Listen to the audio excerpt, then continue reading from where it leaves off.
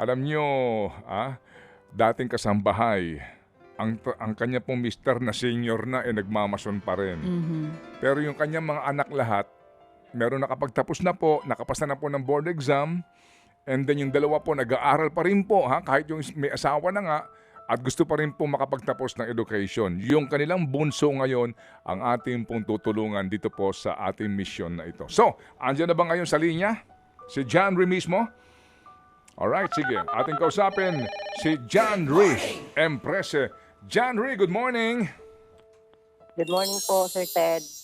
Hello, good Kamusta morning. po? Aba, Hello ikaw, po. kami naman nandito lang araw-araw. Ikaw, kumusta ka?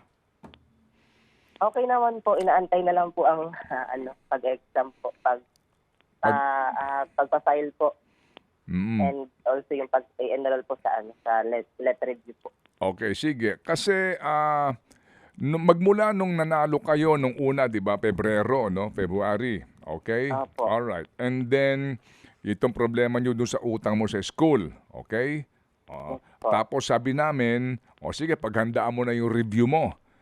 Basically, pinakwenta ka namin, 'di ba? Magkano kakailanganin mo sa review center at magbo-board and lodging ka, 'di ba? Opo. Kaya tayo humantong doon nga sa halagang 35,000. So ngayon, meron na bang board exam schedule? Meron na po, September 20 po ang schedule ng exam. Pero ang filing po ay dapat po ay sa May 27, tapos na-move po ng June 10. Okay. Ang filing meaning ikaw ay mag-a-apply para mag-board exam. Opo, sa filing po. Yon. May bayad ba yon? Opo, yun po ay nasa 900 lang po. Alright, sige. So ngayon, pag ikaw ay nag-file na, nagparehistro ka na sa board exam, obligado ka nang mag-review. Opo. Bali, ang review po is nauuna po kasi po dun sa, nag-enroll din po ako sa isang online na review. Bali, nag-umpisa na po noong 15. Noon naman po ay mura lang, sa sariling pera ko na lang po kinuha. Bali, yun ay nasa 900 lang po, kasama na po yung major shift. So nag-uumpisa na din po ang Carl Balita po. Kaya po, pwede na rin pong mag-enroll. Oo, pero iba yung online at iba yung present ka mismo kasi mas maganda. Opo, sige. So saan ka mag-enroll para doon talaga sa face-to-face na review?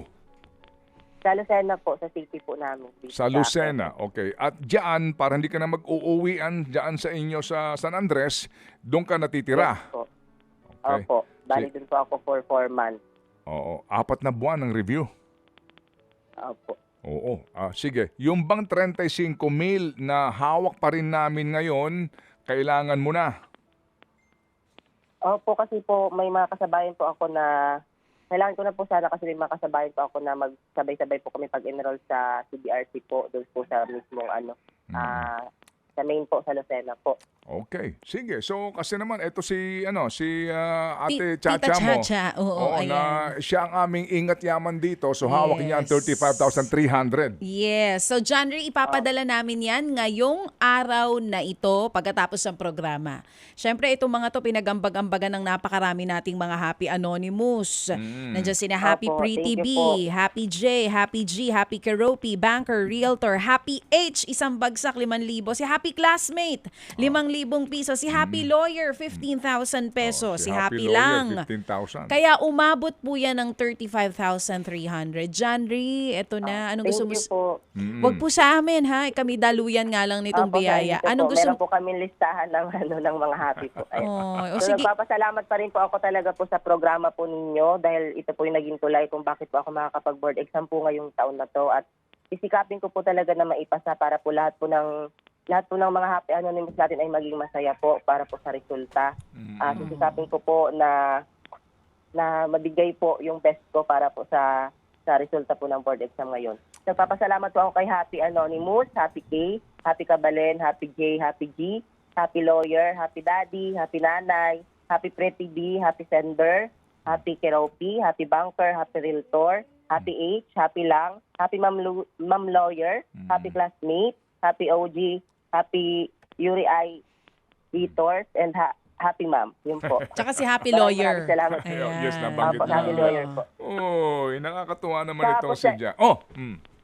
Siya po sa inyo po at saka lalo sigit po ay siyempre sa Panginoon po natin na dapat po Amen. laging una pinasasalamatan. Amen. Ganon din po kay Brad Jess, kay Pastor Jess po, at sa inyo pong programa talaga dahil wala po ito lahat kung wala po ang programa ninyo, Sir Ted. Amen. Amen. Napakahusay, no? Napakainam ng kanyang sinasambit na ang lahat ng pagpupuri ay sa Panginoon. At nagsimula ang lahat ng ito sa Bible verse na binasa po ni Brad Jeff na siya po naman pong nilahukan din na pa-contest ni Nanay Teresita noong pong Pebrero 12. Okay, sige.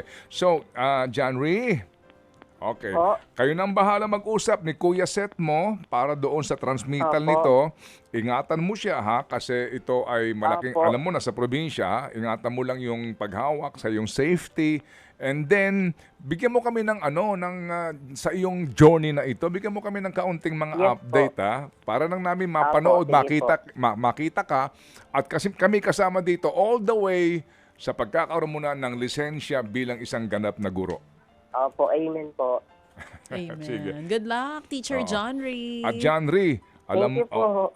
John Rhee, alam mo magandang balita rin ngayon, ang DepEd sa tulong ng DBM magbubukas ng 16,000 plantilla position sa mga teachers. Opo, yun nga po. Opo, nabalitaan ko po yung 16,000 plus po na teachers.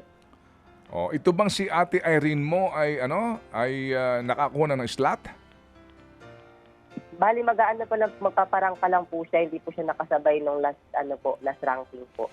Oo, alangan namang mahirapan pa siya diyan makapag-ranking at Kaya nga po. Oo, baka kailangan na naman ng mga endorsement ng mga politiko. Huwag naman sana. Ha? Oo, para makapagturo na si Ate Irene mo at Opo. makapagturo na rin sa DepEd schools. O sige. So, muli, Po. John Rhee, salamat sa inspirasyon ha. Opo, maraming salamat po, Sir Ted. Pagpalain ka ng Panginoon at gabayan ka and keep you safe and protected. Amen. Salamat, John Thank Rhee. you po. Amen. God Oo. bless po. Iyakap mo ako kay Nanay Teresita. Thank you very much. Ayan, baby girl. Naku naman, magandang balita po yan mga kapatid. And once again, na nagsimula sa 2,000 piso. Natapos na natin yung pangbayad niya ng second semester noon na umabot ng 30,500. At ngayon naman po, 35,300. Ang total na po ng matatanggap ng pamilyang to ay aabot na sa 67,800 pesos. Wow! Yun! Wow! Alam niyo po mga kapatid, again, dito po dapat din talagang bigyan natin ng diin na opo, higit sa lahat, yung message doon po sa aral galing kay Brad Jeff. Amen. Doon nagsisimula po ang lahat ng ito. Alright? And then, sa 2,000 piso, yun nga po, depende po sa bawat nakakapanayam natin at bawat paggagamitan po ng mga pinag-aambag-ambagan po ng ating mga Happy Anonymous. And, of course, yan din po ay nagsisimula doon sa integridad. Opo, noong ating mga nakakapanayam at ang kanilang pagsasabi ng katotohanan. Dito po sa pamilya ni Nanay Teresita, yung lahat ng kanyang ikinuwento, natutuwa po kami kasi yung kanilang bahay, mumunti lang. Gaya po ng marami sa mga lalawigan, pero ang linis, Oo, maayos at hindi maitatanggi na sila Nanay Teresita at ang kanyang mister, Opo, ay talaga namang may dahilan din po kung bakit nagpapagal kasi yung mga diploma ng kanyang mga anak ay naandun po sa kanilang mga dingding. Hindi pader kasi pag pader daw, simento, sa kanilang mga dingding. Kitang-kita po doon ang pagiging, of course, proud nila. At yan din po, psychologically girl, lagi ay may effect sa mga magulang. Atin po lagi inuulit yan. Kahit na po gaano pa kapayak yung bahay nila sa mga lalawigan, sa mga probinsya, dumaan po kayo. Mga nipahat. Pag bumabiyahe ka, nakikita po ninyo sa gitna ng rice field o kaya sa mga tabi-tabi po ng kalsada na maliliit na mga bahay. Pagpasok mo doon, pagkatok mo doon, pagbukas ng pintuan noon, dahil wala naman silang malaking espasyo, naandoon nakakabit, nakapaskil sa kanilang mga dingding, yung medalya, kahit na certificate man yan o ng kanilang mga anak. And yan din po ang kanilang unang nakikita sa pagmulat ng kanilang mga mata araw-araw, galing po sa matigas na higaan ng kanilang pong mga sahig. At yan din po nagbibigay ng lakas ng loob Opo, at lakas ng pangangatawan kay tatay kung magbubukid. Kay nanay kung labandera.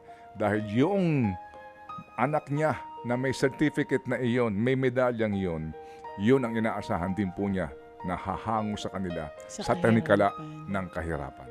Amen. Amen. Totoong Amen. totoo yan. Yes. Opo. Psychologically, yan pong effect sa atin. Di ba kahit na uuwi ka sa madaling araw, sa gabi, pagod na pagod ka, pag dating mo doon sa iyong pintuan, kahit na gaano pa ka payak ang iyong bahay, kahit na merong kanipahat yan na may hagdanan, makikita mo sa baba, tsinelas ng mga anak mo na maliliit. Yun ang sasalubong sa iyo at yun din ang magpapawi sa pagiging pagal mo sa paghahanap buhay. At pag uwi mo, alam mo na madadatnan mo at mahahalikan mo ang iyong paslit na anak na siyang dahilan kung bakit ka nagpapagod araw-araw. Amen. Yan po mga simbolo, yan po mga palatandaan kung bakit tayo nagsisipag araw-araw. Amen. Amen. Yun naman talaga. Alright. So, antabayanan po natin ang journey nitong si Teacher John Ray very soon. Okay. Oo, dito nga po sa kanyang pagre-review hanggang sa maging teacher na siya. Siyempre, yan ang dasal natin Nananalig lahat. ako, siya po'y makakapasa. Amen. Dito Amen. po sa pagiging ganap na guro.